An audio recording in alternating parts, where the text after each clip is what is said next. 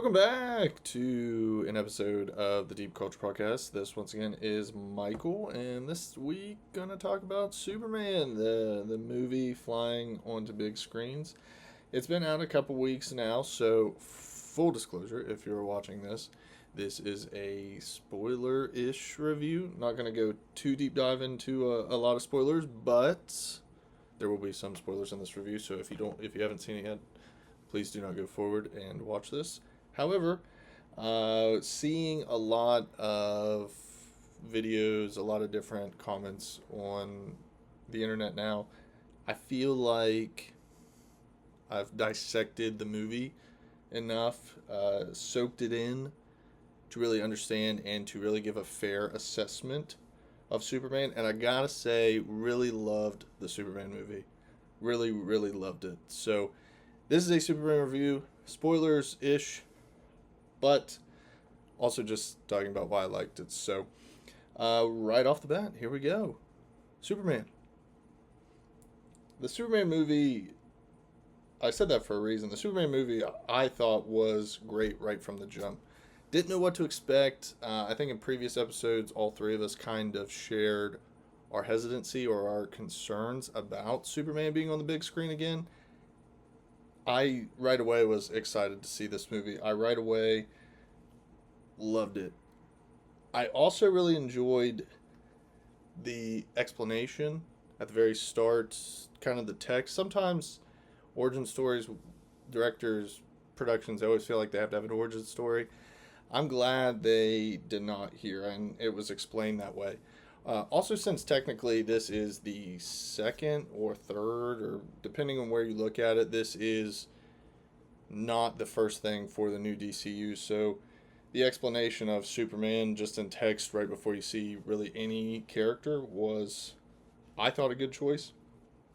Again, another thing I thought was interesting, or excuse me, I'm getting ahead of myself. A thing I liked right off the bat were the visuals. It explains what's going on really fast. It's right into the action.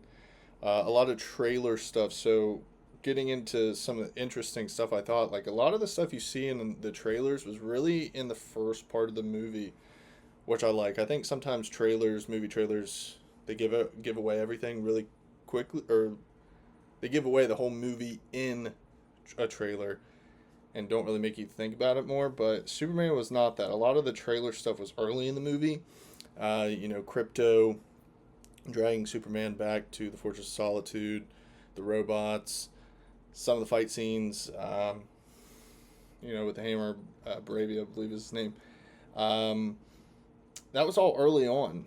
Even the scene where he's putting on his boots, that was early-ish into the movie. So we really jumped in. And I enjoyed that. It got me sucked into the story right away. There wasn't a lot of plotting moments. It was very like, all right, we're moving along here. And the music, the visuals, everything you see right off the bat, it was like, man, that's Superman. When he was flying, he's healed at the fortress by the robots, the sun, and then he's flying back to Metropolis. That was a cool moment to see him flying. It just kind of gave me a little bit of goosebumps almost. One thing I really liked about the Man of Steel was how Superman flew, and I thought that there was no way really that could be topped. I thought Man of Steel really covered that well. This movie, it looked cool watching Superman fly.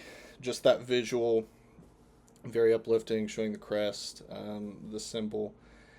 Awesome, awesome, awesome. The visuals in the movie is crazy. Talk about the flying. I mean, really everything that goes on with different heroes.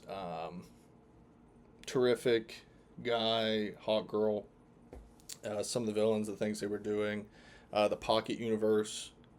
Just everything was very pretty, very visually appealing, and very bright. I really liked that for Superman. Obviously, everything has to be bright. And it was, and I think the tone of the movie really matched Superman as well.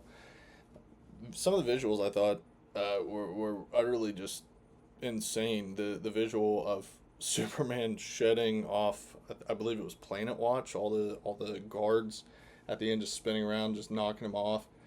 That was insane. Um, the Metropolis splitting into two, that was crazy, but it was a very like well put together movie visually as well. Not an origin story. I liked that this was not an origin story. Again, this movie just kind of jumps right into this is Superman. This is the DCU.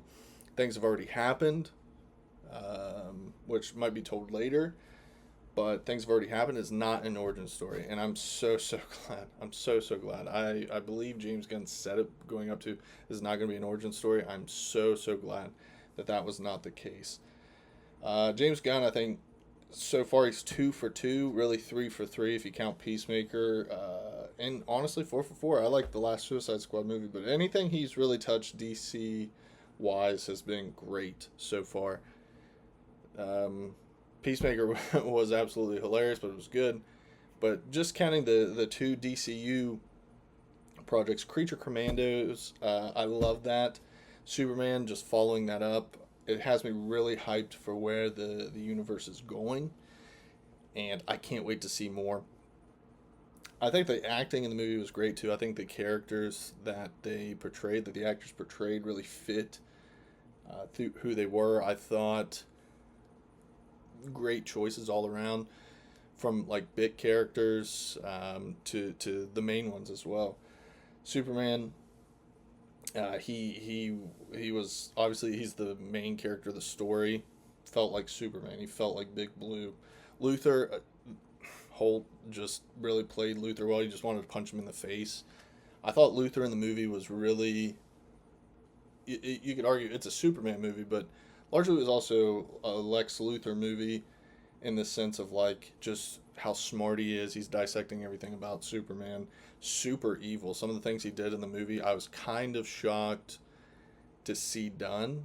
I thought it might be something they just kind of say happened, and then no, like you see Lex Luthor like actually pull the trigger. The guy, Mr. Terrific. I feel like through a lot of the press rounds throughout the rest of the story, or throughout the rest of the press run, excuse me, I feel like a lot of people talk about Mr. Terrific. Mr. Terrific, my wife and I, we actually, on the way out of the theaters, we were talking about it, and just, it was like, yeah, Mr. Terrific was awesome. Really cool character. Comics, obviously, he's been around, but to see that on the big screen was just really cool as well. Not a guy you would typically see on the big screen, so going into the movie, I was really concerned. I was like, man, there's a lot of people, there's a lot of characters in this movie. How are they all going to fit? Not a concern. After watching the movie, I feel like James Gunn did it really well, and I really enjoyed it. Saw a lot of people kind of, or let me take that back. I've heard people I know who have watched the movie that didn't really like Guy Gardner. I thought Guy Gardner was hilarious. I thought it was fitting for the movie. I thought, you have to incorporate the lanterns. I think he was a great choice to do it. I think him teaming up with Terrific and Hawk Girl is a good dynamic. The haircut, the joke about the Justice Gang, very image concerned, but also, doing the right thing, fighting for the good guys. The end where he's throwing up the middle fingers too with the lantern, that's hilarious. One of my favorite characters in the movie is Guy Gardner. And then also Lois. I think Lois sometimes, maybe, to me, Lois Lane is like one of the more powerful characters, period, in DC, because she's so intelligent, investigative. I feel like she's a character that really, if she wouldn't have been as powerful or as moving, that could deflate the Superman story. And I feel like at the start, that scene where she's interviewing Superman, I thought that was very good. She is asking the tough questions, even though obviously they're together. And I like that too. I like that we kind of skipped around like the flirting, hey, I'm Superman, by the way. Like, she asked the questions. Superman was having a really tough time answering them. But she was letting them know, like, hey, this is what people were wondering, and this is how I would interview people. So, like, not being afraid to, like, still kind of go hard on them a little bit. So the acting, I thought, was great. There a lot of other Performances I thought were either good or funny, whether side characters. I thought Teschmacher was funny. Um, Jimmy Olsen's character is a little weird. I'll talk about him a little in a minute. I thought that was interesting. Um, Crypto, I think, steals the show as well. Crypto is really funny, powerful. It again, like I mentioned, it's almost like a Lex Luthor story. It's a Crypto story. Like Crypto is just the main focal point of the movie, and I enjoyed it. I also wondered how that would go, how Crypto being in the movie would impact everything else going on. No, James Gunn again did it brilliantly, I thought. And again, the movie's very bright, so moving forward, obviously, like they're probably going to, well, actually not that probably, they are going to do Batman and various other DC characters. So when I hear James Gunn talk about like there are different directions for different directors and each one is different, Superman very bright right off the bat, and it should be. He doesn't just fight at nighttime like Batman does. So I I like that it feels like Superman. Like the tone of the movie is very hopeful, even if things are falling apart. Superman's in prison, whatever. It just feels like Superman. It almost feels like the animated series Superman. Just kind of again hopeful, like Superman. He is going to save us, even in the movie. If people didn't think so, Superman still was going to do that. I'm not to get into a lot of Easter egg stuff because a lot of other people online have dissected every single Easter egg. You can look it up. I was reading something, I believe it was on Screen Rant. The three things I took away from the movie moving forward. So you might not even call these Easter eggs, but it's kind of like planting things moving forward. So maybe I should have said that, but I thought the Peacemaker cameo was really funny. Obviously, Peacemaker is going to be the next story told in the DCU. So to see him on a news broadcast while Superman's really feeling bad about himself, the Justice Gang's fighting an imp outside, and you see Peacemaker on a news broadcast saying basically like Superman sucks and all that stuff. So like Peacemaker just being very full of himself, still the same-ish character from the last universe into this new one. I'm excited to see what happens with Peacemaker. I love the first season, and I can't wait to see how he connects with this Superman.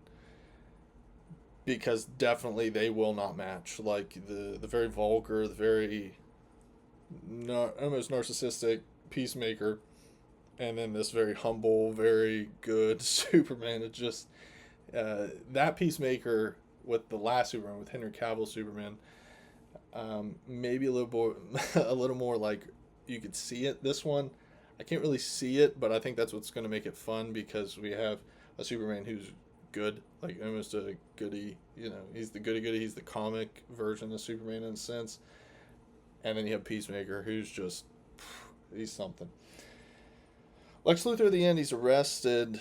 He's going to prison. I believe that's a prison Waller works at. And obviously, Lex Luthor is not going to be gone from the DCU completely. So even though he destroyed uh, all the town and city of Metropolis, almost caused a global conflict, people being killed elsewhere, he's all responsible for that. Misled the U.S. or well, if you would call it the U.S. government. I think there were U.S. flags in the background, excuse me, but like. I only say that because again I read something that there's no New York, there's no whatever, it doesn't matter. Lex Luthor misleading the entire country's government. What happens next for Lex Luthor? Does he assist Waller in some sort? Does Waller help him get out? He pays somebody off. Where does he go from here? Does he show up in other projects besides just Superman projects? Does he show up in Peacemaker? Does he show up in whatever the next sort, in a Lanterns or the Supergirl or whatever it may be? Obviously, some of those things are already posted, but there's always some surprises. So, where does Lex Luthor go from here? I think is very interesting. You start the whole Superman process with him. He's obviously going to elevate somehow. Does he get touted to like help in some way? Like, does Waller go to him and say, "Hey, I have this squad. I need your help doing this. That's how he earns his freedom of some sort. Um, does there's a world conflict? Maybe it's a down the road Justice League film. Hey, we need everybody, so they get Luthor out of prison. Whatever it may be, they could always come up with something from the comics or something brand new. But I think it's interesting to see where he goes. From here, and the last one at the very end, Supergirl. So Supergirl shows up. She's a partier. She just parties, and Crypto is her dog. So obviously the next big DCU film is her. So that was cool to see that continuity moving forward. Very connected, which I think the last DC universe did not do very well. It was just like, here's a movie, here's a movie, here's a movie, and there was really no connection. They were trying to universe build without connecting to other characters. Um, that's not the case here. Supergirl will be the next movie. What does she do? So, um, obviously, I think that is a very comic heavy story that they're basing it off of, but it was cool to see her at the end. And also, Crypto being her dog, it made a little bit more sense. Like, he wasn't trained and all that stuff, but it was also kind of sad to just see him willingly leave Clark. Like, hey, I'm gonna go with my mom here. So, but that was cool at the very end. So, some things I thought were interesting here, and just some things that I'm been very positive. I'm going to wrap this up because I want to keep it shorter, but things that maybe I don't want to say I didn't like, but were interesting choices for me. Like, I kind of was like, that's a unique take. Um, Maybe I did like it. Like, for instance, I'll say something that is interesting that I did like. I like that Clark's birth parents wanted him to rule the universe. I love that twist. I love kind of twisting. So again, we talked about the origin story in roundabout fashion. We didn't have to go through the whole thing, but like that right there told Clark's origin story. And usually it's, hey, we want you to go here. We want you to be safe.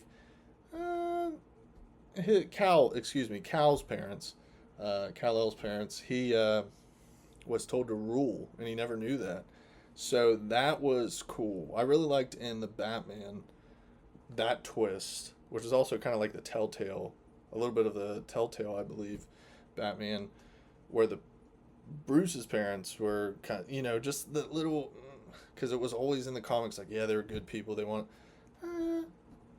maybe they meant well, but they want you to rule Earth.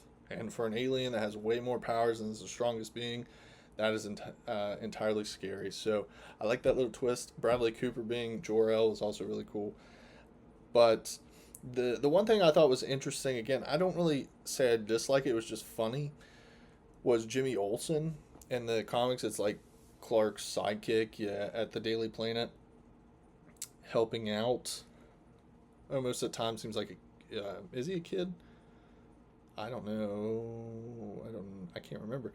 But in this version, he kind of looked like a kid, but he also looked like an adult kid. If that, like, I don't want that to sound like rude, but like I couldn't quite grasp what they were going for at first.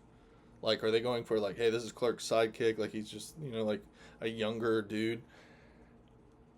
And then at the end, it was like, oh, he's kind of like all the like Teschmacher like loves him, is obsessed with him.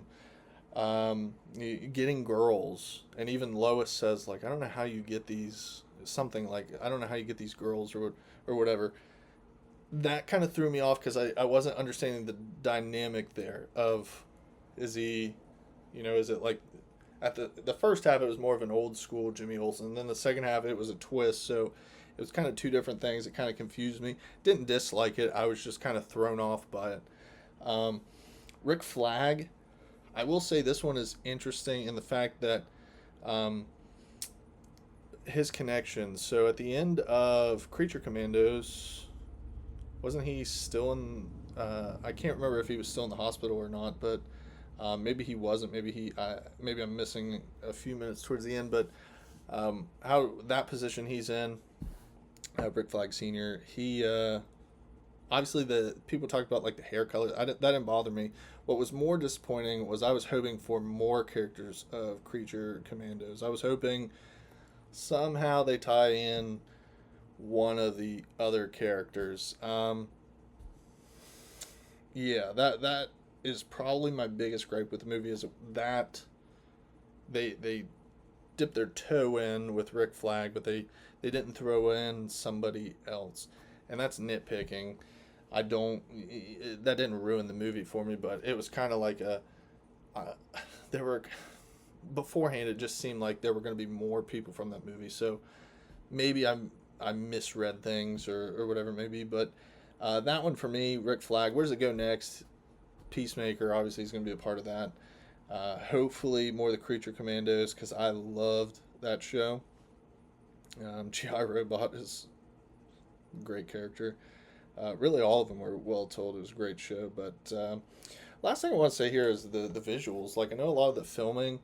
I think it took place in, well, I don't think I know. It took place in Ohio, but Cleveland and maybe I'm wrong, but Cincinnati. So the cool thing here, though, is I remember back in 2012 when they filmed The Dark Knight Rises, and it was in Pittsburgh, and I even remember thinking like, I kind of want to just be around town just to see if, hey, I could see something or whatever it may be, and didn't do that, and kind of I don't want to say I regret it, but it was kind of one of those things. It's like maybe I would have, who knows, but one of the cool things is the hotel in the movie where Superman and Lois they kiss. They're floating up in the air. The Hyatt Regency at the arcade. My wife and I actually went there one time and we stayed. Maybe I'll put a picture up here. Maybe, but we actually stayed there, and it's so cool because when that scene came up, my wife just looked at me and was like, "Whoa." And I'm like, yeah, that's where we stayed, which I knew that they did that. I think it was in a trailer too. So that was really cool though. So just a little tie in there to say like, hey, I've been at one of these places where they filmed the movie. So overall, Superman, awesome movie. I loved it. I can't get enough of it. I can't wait to watch it again. It was everything really I hoped for. If I had to give it like out of a 10, I'd give it a 9. Was it perfect? No, I wouldn't say it was perfect, but I think it was as close to perfect for Superman as it can be.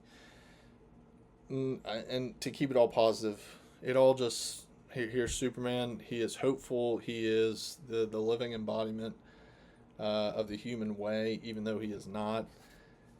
And in a time where we need hope, it gives you a little bit of hope just to see something on the big screen like that, and to see that people still fictional characters, but real people putting those fictional characters to life. Real people feel that way, so that was cool. And I got to admit, like just growing up, superheroes were everything. They are everything still. I'm wearing a Hawaiian Superman shirt, so to see the crest, to see him flying around, to see him save the day.